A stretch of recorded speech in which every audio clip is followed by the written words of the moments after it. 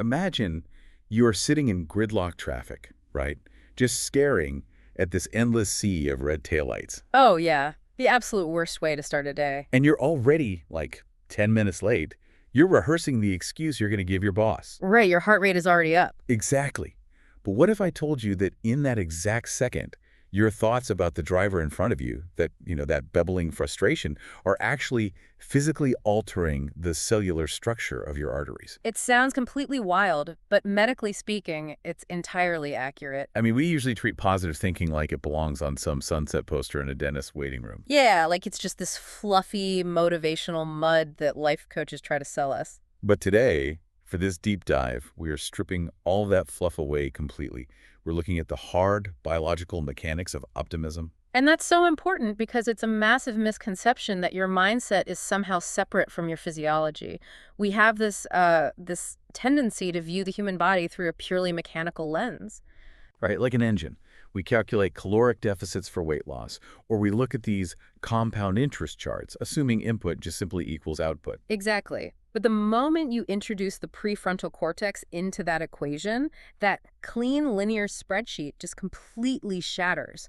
Mindset is the underlying operating system. It either allows those mechanical actions to process, or it completely corrupts the hard drive. Which is exactly our mission for you on the deep dive today. We have this really comprehensive guide in front of us titled 8 Positive Attitude, Thinking, and Self-Confidence. It is a fantastic manual. It really is. And we're going to use it to map out how a passing thought in traffic directly influences your neurochemistry, how it impacts your blood pressure, and ultimately your ability to build unshakable self-confidence. Because we're going to explore why your brain biologically rejects forced habits. Oh, that part is fascinating.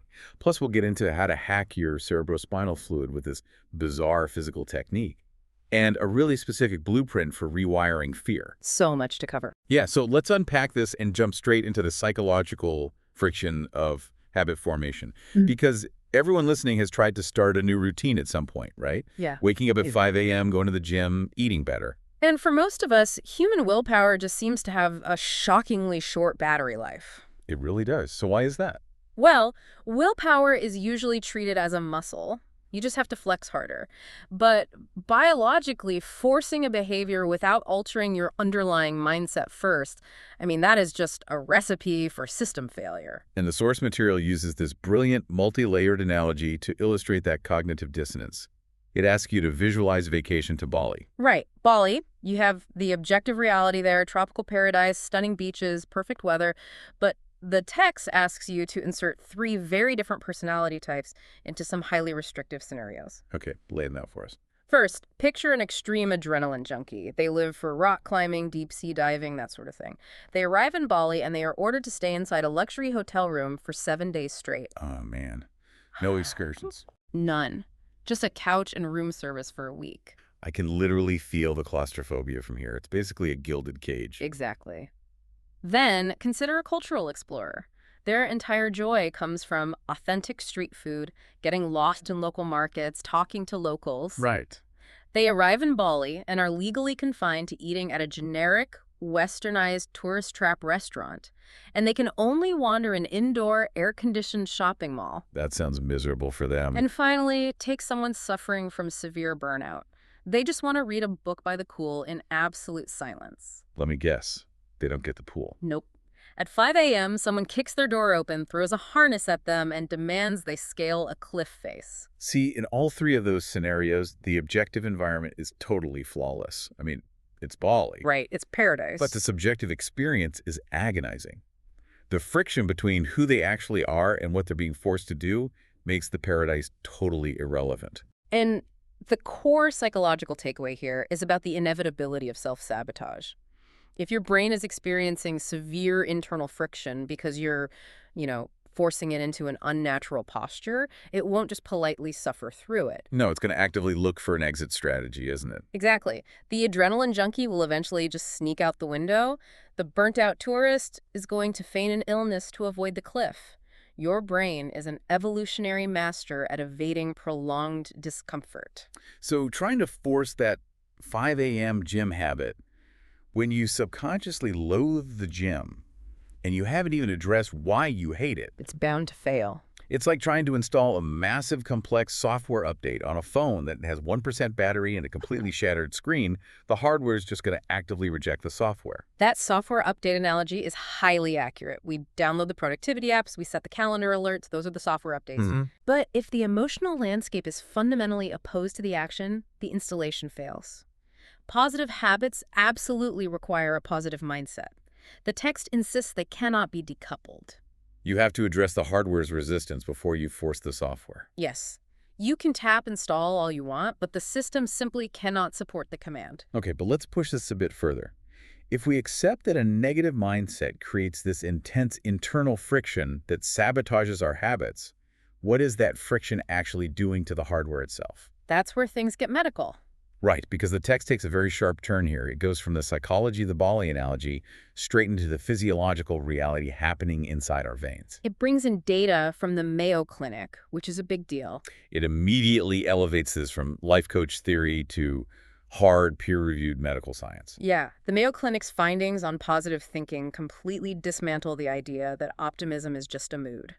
They tracked measurable physical health outcomes over really long periods. And what did they find? They found that individuals with a sustained positive mindset exhibited significantly lower rates of depression, increased lifespans, greater resilience during major life crises, and this is the big one, remarkably improved cardiovascular health. Okay, I have to pause on that last point because lower depression rates and better coping skills, that makes intuitive sense to me. They could occur in the brain, Sure. but improve cardiovascular health. I think the average person struggles to connect a happy thought to the structural integrity of a heart valve or an artery. It Yeah. just sounds like a massive unscientific leap. I get that. It seems like a leap until you actually trace the neurochemical cascade of stress. Let's go back to that traffic jam you mentioned at the start. Okay, I'm back in the gridlock. If your baseline cognitive state is negative or highly reactive, a traffic jam is not processed as a neutral delay. It's perceived as a literal threat.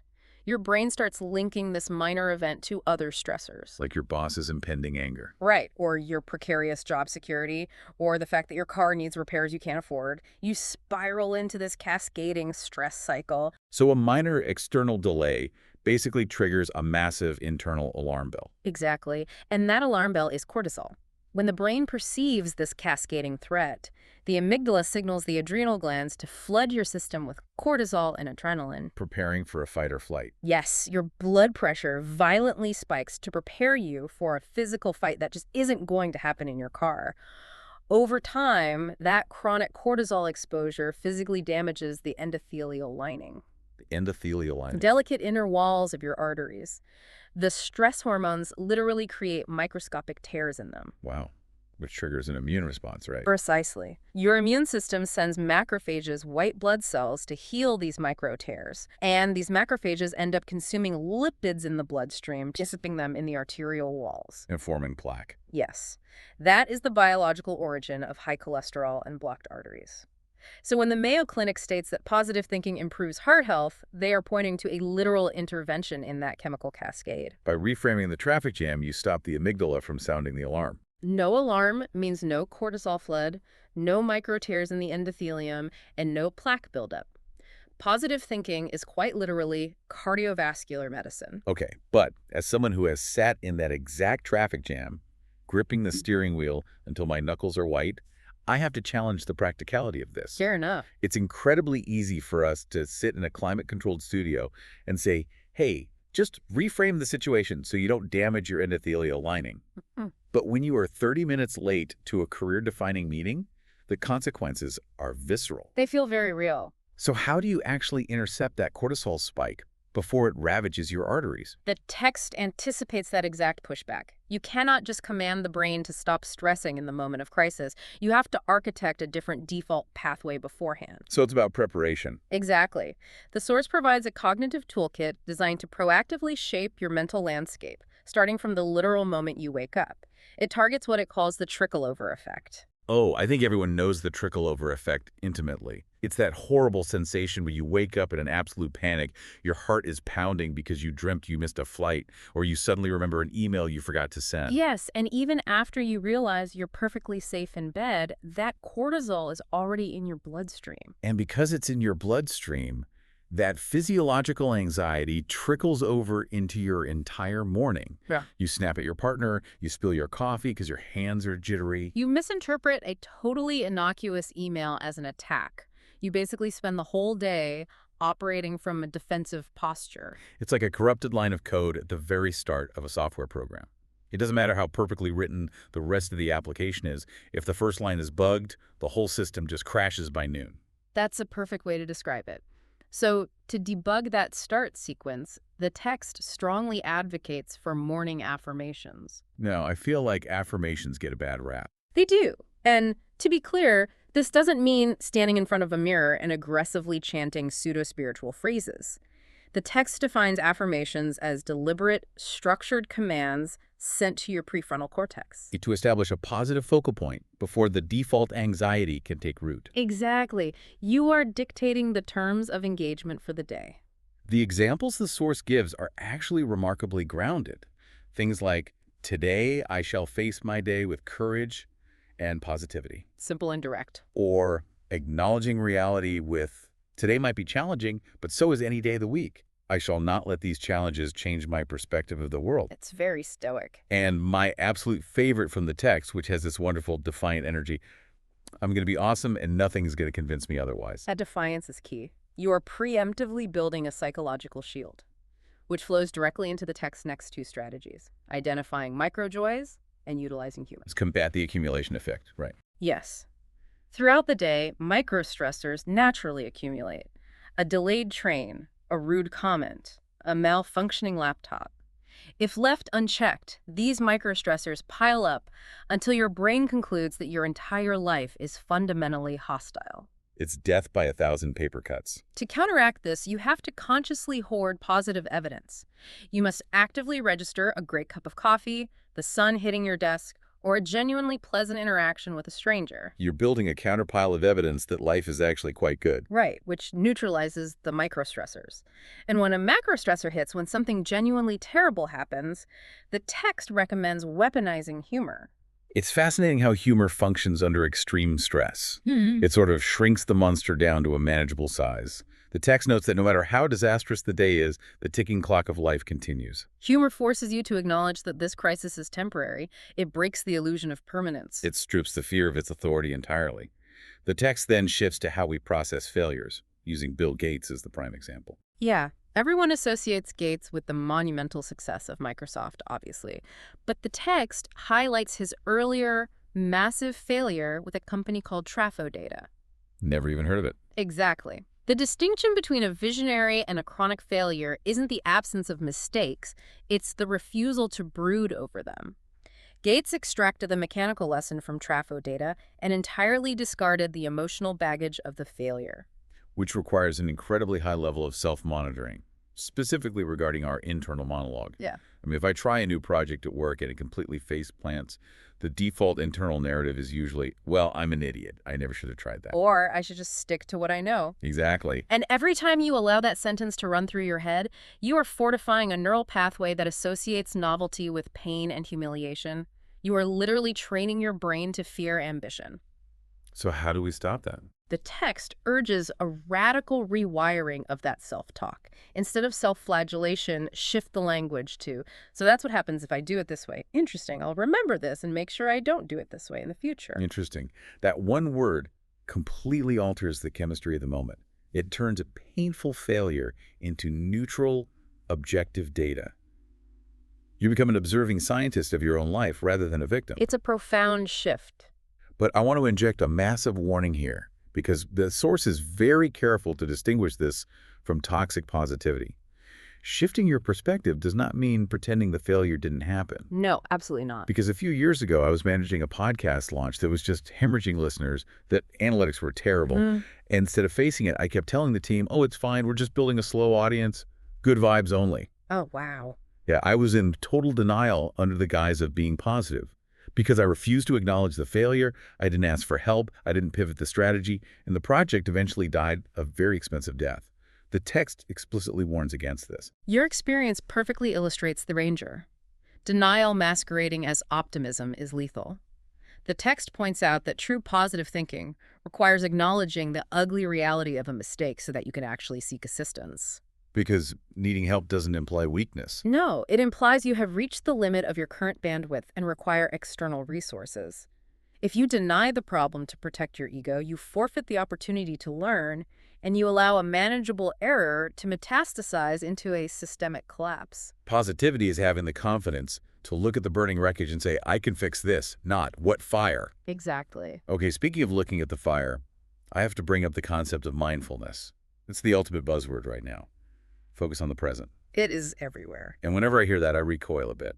If I completely ignore the future and just sit here mindfully observing my breath, my impending deadlines are going to crash into me at 100 miles an hour.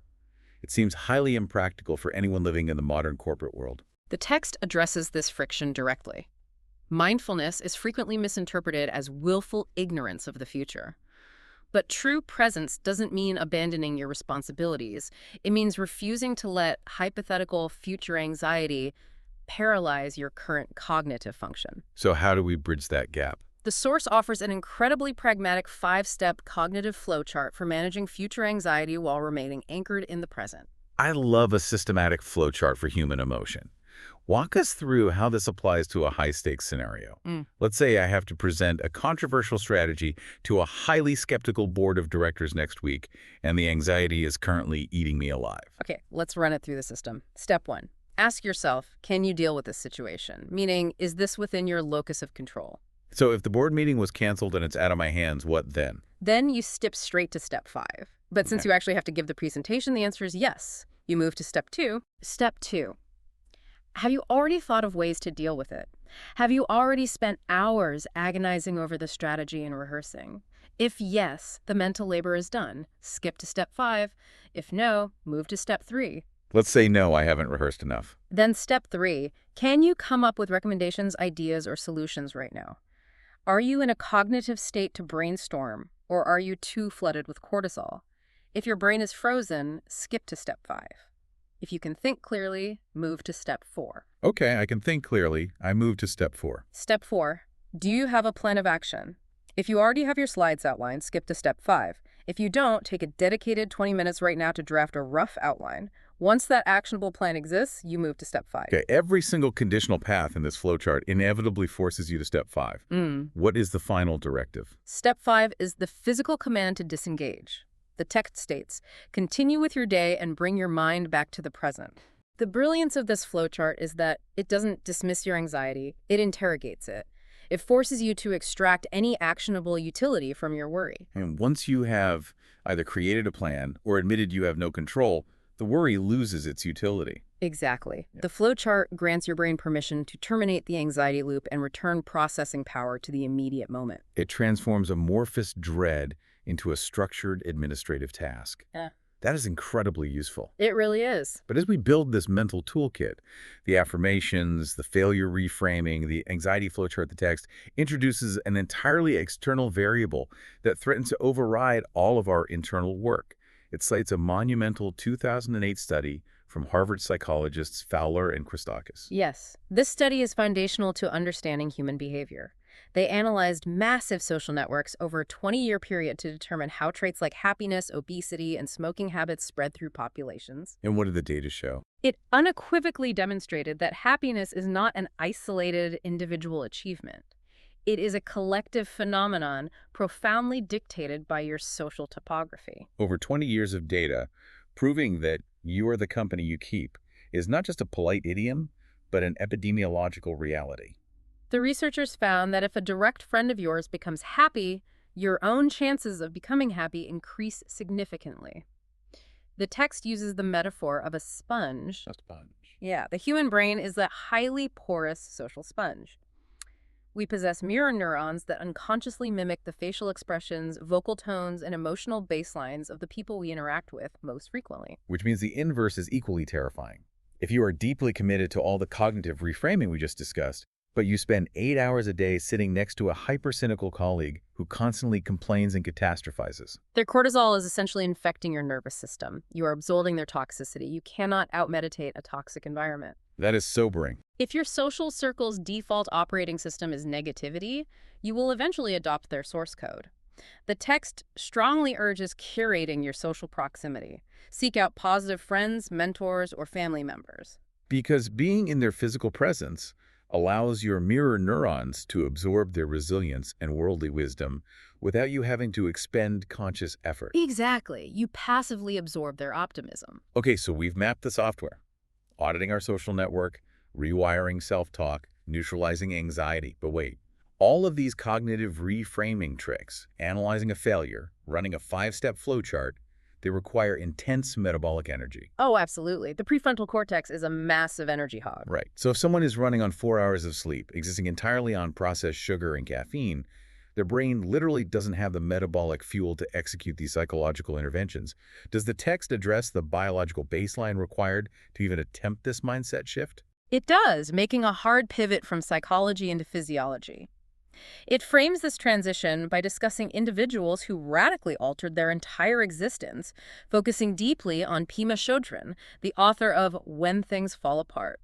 She has an incredible story. She does. After suffering a devastating second divorce, she didn't just stay in her living room trying to think happy thoughts while her nervous system was in tatters. She took holistic, massive action. She traveled to the French Alps. She immersed herself in Buddhist philosophy, realizing that lamenting her circumstances provided zero utility. And she utilized rigorous meditation to physically alter her brainwave states.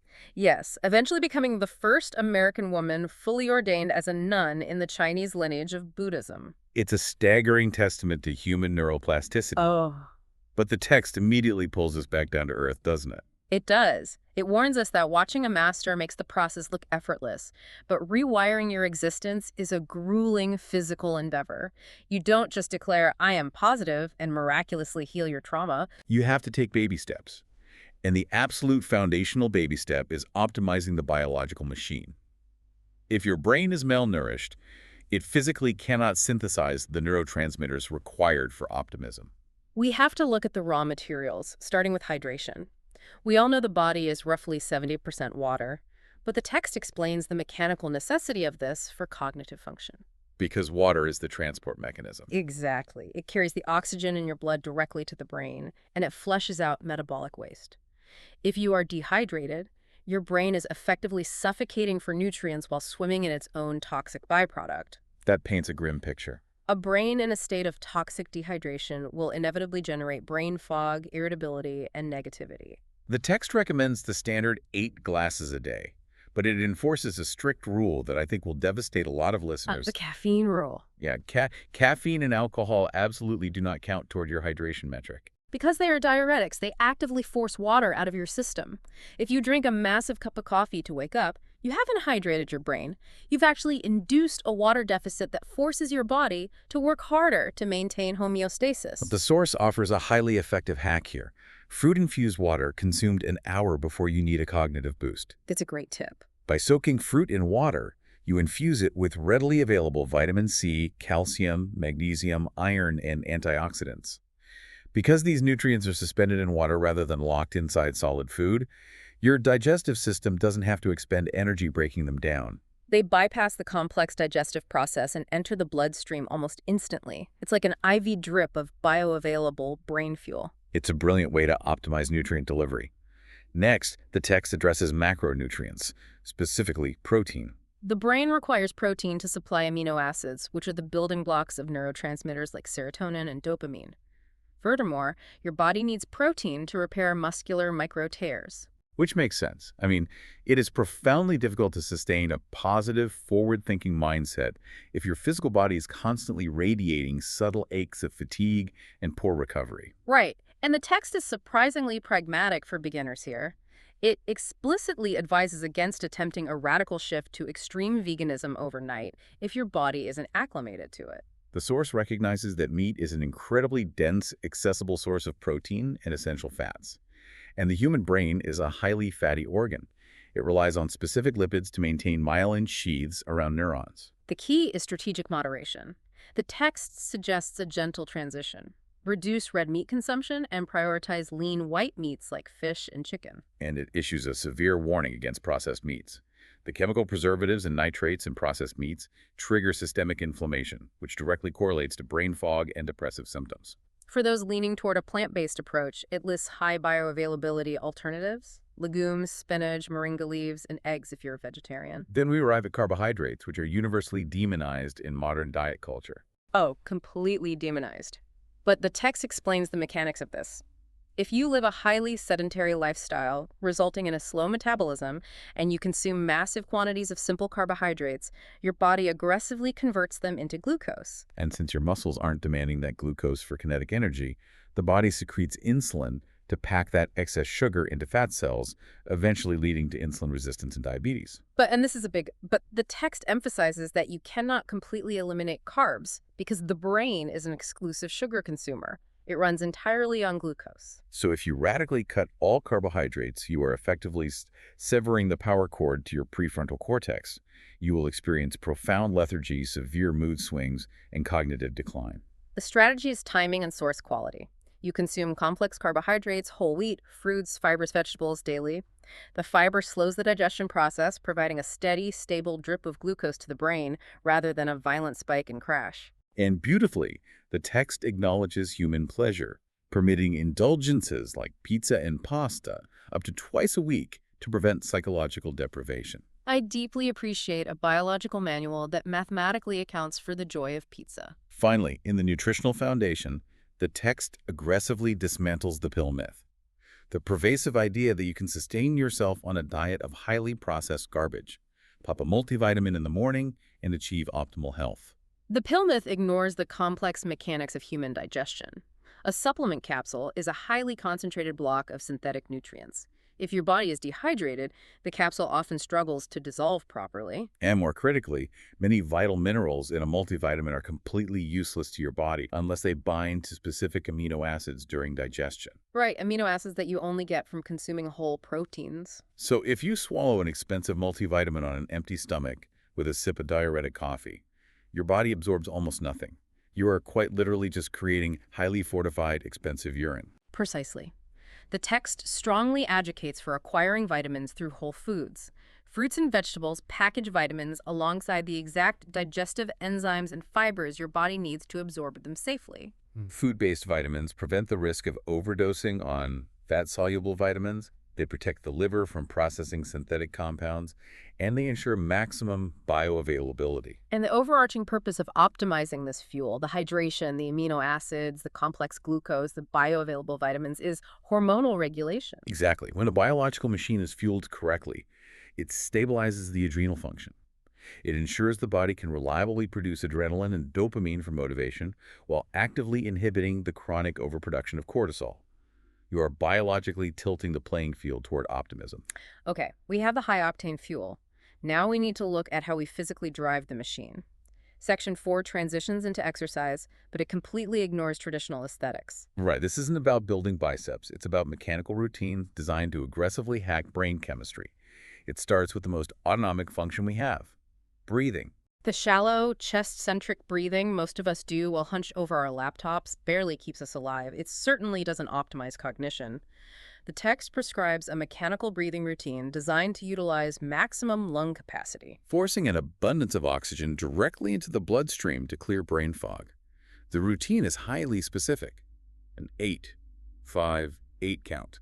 You inhale slowly through the nose for 8 counts, ensuring your diaphragm pulls down and your belly physically expands. Once you reach absolute maximum capacity, you hold that pressurized air in the lungs for 5 counts. Then you execute a controlled 8-count exhale through the mouth. Repeating this cycle 5 times floods the brain with oxygen and manually slows the heart rate, reducing baseline anxiety. Once the blood is oxygenated, the text moves to stretching to combat sleep immobility. After 8 hours of lying dormant, your muscles are stiff and blood flow is sluggish. But the text is clear that stretching isn't just about limbering up joints. We have to treat our listeners with respect here. We aren't just saying stretching feels good. Right. The mechanical act of elongating the muscle fibers and stimulating blood flow actively triggers dopaminergic pathways in the brain. This is a crucial distinction. Dopamine isn't just a fleeting pleasure hormone. It is the primary neurochemical driver of motivation and behavioral reinforcement. When you stretch your arms overhead first thing in the morning and feel that deep sense of physical satisfaction, that is a literal dopamine hit. The brain releases it to reinforce the behavior. By stretching, you are manually hacking your dopaminergic system. providing your brain with the motivation required to tackle the rest of the day's habits. The sequence provided is a full-body dopaminergic trigger. It starts with upward reaching, standing feet apart, arms thrust straight toward the ceiling, elongating the spine for 8 counts. Then the cervical spine, gently leaning the head to the right shoulder for 8 counts, then the left.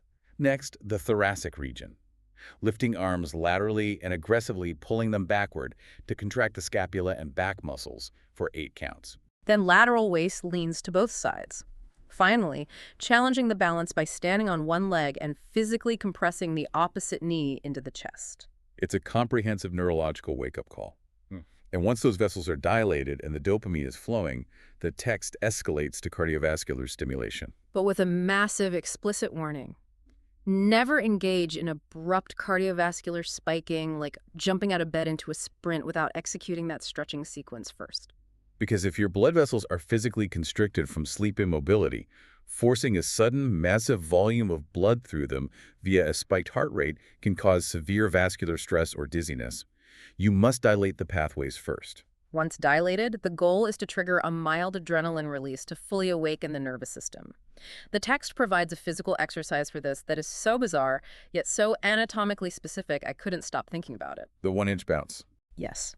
The instructions are incredibly rigid. You stand with your knees locked perfectly straight, you keep your arms pinned to your sides, and using only your calves and ankles, you bounce both feet exactly 1 inch off the ground continuously for 60 seconds. And the detail that absolutely blew my mind was the warning attached to this. The text explicitly states, do not bounce higher than 2 inches. Why is that? Because if you violently bounce higher than 2 inches with locked, shock-absorbing knees, the sudden, jarring kinetic energy transfers directly up your spine, disrupting the cerebrospinal fluid surrounding your brain, inducing severe dizziness and nausea. It is a stunningly precise anatomical boundary. It is. It made me marvel at the sheer sensitivity of the human machine. A single extra inch of kinetic force physically sloshes the fluid in your skull and completely derails your cognitive function. It perfectly proves the central thesis of this entire deep dive. Your psychological state is a captive to your physiological reality. You cannot separate your mindset from the literal fluid encasing your brain. They are a single, integrated feedback loop. If we step back and view the architecture we've built, the psychological reframing of failure, the flow chart for anxiety, the bioavailable hydration, the dopaminergic stretching, the adrenaline bouncing, all of this is merely preparation. You have cultivated incredibly fertile, chemically optimized soil. Which brings us to the ultimate question. What exactly are we trying to grow in this soil? We're growing self-confidence. And that is the final destination of our journey today. Section 5. Building the armor. The text views self-confidence not as a genetic lottery ticket or an innate personality trait, but as a deliberate architectural structure built on top of the physical and mental foundation we just laid. It provides a highly sequential 6-step blueprint for constructing this armor. Let's break it down. Step 1 is determination, and the text is refreshingly harsh here. It does not promise an easy journey. It explicitly states that building genuine confidence will demand time, physical exhaustion, and immense, terrifying courage. If you enter this process without an ironclad determination, the sheer friction of neurological rewiring will force you to quit. The phrase the text uses is that you must become intentionally blind to all the reasons why you should surrender. You have to willingly ignore the brain's desperate pleas to return to the comfort of the couch in Bali. Intentional blindness to excuses is mandatory. Once that resolve is locked in, step 2 is learning from confident people. But the methodology here requires incredible nuance. Right, the distinction between observation and imitation. Exactly. You are instructed to identify role models who exhibit the specific type of confidence you desire. You consume their biographies, you analyze their interviews, you observe how they modulate their voice under pressure, how they hold their physical posture in hostile environments. But deeply immersing yourself in their presence, your mirror neurons, the same sponge effect from the Harvard study, begin to subconsciously adopt their baseline assurance. However, if you simply copy their exact mannerisms, you become a hollow caricature. True confidence is rooted in authenticity. You use them as a navigational star to guide your ship, but you must sail your own vessel. Which leads us to the crucible. Step 3, attacking your fears. There is a quote in the text here that fundamentally redefines bravery. It states that courage is not the absence of fear, but the ability to execute the required action while actively experiencing fear. Society perpetuates this myth that one day, if you read enough books, you will wake up feeling completely ready and fearless to launch that company or confront that toxic family member or speak on that stage. The text shatters that illusion. Zero fear is an evolutionary impossibility. The amygdala will always sound the alarm when facing the unknown. The most confident people on Earth feel the exact same physiological terror you do. They have simply trained their prefrontal cortex to override the alarm and act anyway. You cannot wait for the fear to dissipate. You must move while your hands are shaking. And how do we train the brain to override that alarm? Step 4 introduces the engine of neuroplasticity, constant practice, driven by the 21-day rule. Conquering a fear a single time is a victory, but it does not alter the underlying neural architecture. The adrenaline spike fades, and the fear will reconstitute itself. You must subject yourself to the terrifying stimulus repeatedly. The text promises that if you force yourself to perform a feared action consistently for 21 consecutive days, the sheer repetition forces the brain to adapt. The novelty wears off, the amygdala stops perceiving it as a lethal threat, and the terrifying ordeal devolves into a boring, mundane habit. You build an undeniable mountain of empirical evidence proving your own capability, which crushes the fear. To ground this theory in reality, the text provides a masterclass in exposure therapy, breaking down a highly specific, escalating progression for one of humanity's most universal terrors. Public speaking. We can use this as a template for dismantling almost any fear. It's a brilliant four-stage systematic desensitization. Let's hear it. Stage 1 is absolute isolation. You stand alone in your bedroom and deliver your speech to a mirror. There is zero external audience and therefore zero social risk. The goal here is purely mechanical, getting your vocal cords and body used to the physical act of presenting. Stage 2 introduces the first layer of permanence. You repeat the speech, but this time you activate the voice recorder on your phone. The text notes that the knowledge you are being recorded creates a slight spike in cortisol. And more importantly, listening to the playback forces you to confront the reality of your performance, providing a mental push to improve. Stage 3 is the massive evolutionary leap. You record a video of your presentation and you publish it to your social media channels. Going from an empty bedroom to the internet is terrifying. It's the ultimate vulnerability. It is, which is why the text advises a massive psychological reframe here. You must view this not as a high-stakes performance, but as the low-stakes data-gathering exercise. It's an experiment in soliciting feedback from friendly online peers. You are intentionally exposing yourself to judgment in a semi-controlled environment to desensitize your ego to being perceived.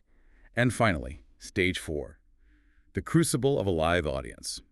You book a speaking engagement and deliver the material to a room full of actual human beings. And the most vital directive of Stage 4 is what happens after the applause. The text says that the moment you step off that stage, you cannot relax. You cannot declare victory and retreat to your comfort zone. If you stop, the neural pathways of fear will rapidly regrow. You must immediately actively hunt for your next speaking engagement to keep the neurological fire burning. Momentum is everything. Which naturally brings us to Step 5, persistence. The author refuses to coddle the reader here. This entire process, optimizing your biology, rewiring your self-talk, repeatedly throwing yourself into terrifying exposure therapy, is a grueling, exhausting way to live. You will experience periods of profound depletion. You will face humiliating setbacks. You will desperately want to surrender. But the text anchors us in historical reality. Every single visionary, every successful founder, every person who achieved unshakable confidence had to survive a long, dark valley of relentless persistence. They survived by executing tiny daily actions when they felt utterly defeated, trusting that those micro-actions would eventually compound into massive success. And to survive those lowest valleys, the blueprint closes with Step 6, positive affirmations. We return to the foundational code. The text advises physically writing down the specific reality you were trying to manifest and placing those physical documents at strategic checkpoints in your environment, on your bathroom mirror, your laptop monitor, your steering wheel. The words we repeatedly vocalize and visualize act as programming commands for the subconscious mind. It is the ultimate fail-safe mechanism. When your conscious willpower is depleted, those written commands keep the subconscious focused on the objective. To bring this entire blueprint together, the text provides a final, overarching, confident affirmation. It encapsulates the entire ethos of this source material. I want to read it directly to you, the listener, right now. Let the tone and the conviction of these words serve as an auditory model for everything we've unpacked over this last hour. I believe in myself and in my ability to do whatever I put my mind to. I will keep working on myself until I have no fear left in me. I am the master of my own life. I have confidence in myself. That is a profoundly powerful synthesis. It claims absolute sovereignty over both the mind and the body. So as we reach the end of this deep dive, let's look back at the incredible terrain we've covered. We started by challenging the very nature of habit formation, realizing through the Bali analogy that forcing actions against a resistant mindset is biologically doomed. We examined the Mayo Clinic's hard data, tracing how the neurochemistry of a stressful thought directly damages the endothelial lining of our cardiovascular system. We architected a new mental operating system, deploying morning affirmations to debug the trickle-over effect, hoarding microjoys to combat accumulation, neutralizing failures with the word interesting, and transforming amorphous dread into structured action via the 5-step future flowchart. We acknowledged the massive metabolic cost of this psychology, and so we hacked the physical machine, replacing diuretics with bioavailable fruit-infused water, feeding the prefrontal cortex complex glucose, tricking our dopaminergic pathways through targeted stretching, and stimulating our nervous system with a highly precise 1-inch bounce that respects our cerebrospinal fluid. And we culminated by building the armor of self-confidence, demanding determination, observing without imitating, choosing to act while terrified, and utilizing the 21-day rule of escalating exposure to violently rewrite our neural pathways. We have handed you a massive, complex toolkit today. Do not attempt to overhaul your entire existence tomorrow morning. That is a recipe for the exact burnout we just warned against. We are asking you to pick just one specific mechanism from today's deep dive. Maybe you start by manually triggering your dopamine with a morning stretch routine. Maybe you commit to catching yourself the next time you faceplant on a project and forcing yourself to say, interesting. Maybe you deploy the 5-step flow chart the next time your chest tightens over a deadline. Or maybe you are finally ready to record that terrifying video of yourself and post it online. Pick one variable. Commit to it for 21 days. Test the biology and the psychology for yourself. Turn your own life into a laboratory. The data is entirely within your control. But before we sign off, I want to leave you with one final, lingering thought to dissect. It echoes back to that monumental 2008 Harvard study by Fowler and Christakis, the 20-year data set on social networks. The sponge effect of our mirror neurons? Exactly. We live in an era obsessed with hyper-individualized optimization. We meticulously track our REM sleep, we calculate our macronutrient ratios, we monitor our daily water intake, we journal to audit our negative self-talk, we treat ourselves like isolated servers. But if the Harvard data unequivocally proves that our neurological baseline, our resilience to stress, our dopamine production, and ultimately our physical longevity are fundamentally dictated by the unconscious signals we absorb from the people around us, It demands a radical reevaluation of our priorities. If science proves that our happiness and physical health are fundamentally dictated by the company we keep, does that mean the most vital health decision you will ever make in your entire life isn't about what you eat or how you exercise or even the affirmations you whisper to yourself, but simply who you allow to sit next to you? it implies that curating your social proximity is the ultimate biological intervention. You can drink perfectly infused water and execute the 21-day rule flawlessly, but if you are submerged in a toxic ecosystem, your biological machine is constantly drowning in friction. The spreadsheets might tell you to count your calories, but the biology insists you must count the positive forces in your life. Because when you are inevitably forced to navigate the muddy, unpredictable waters of your own mind, you need to ensure the people beside you are helping you clear the water, not actively pouring in the dirt. Thank you so much for trusting us with your time and joining us on this deep dive. We will catch you on the next one.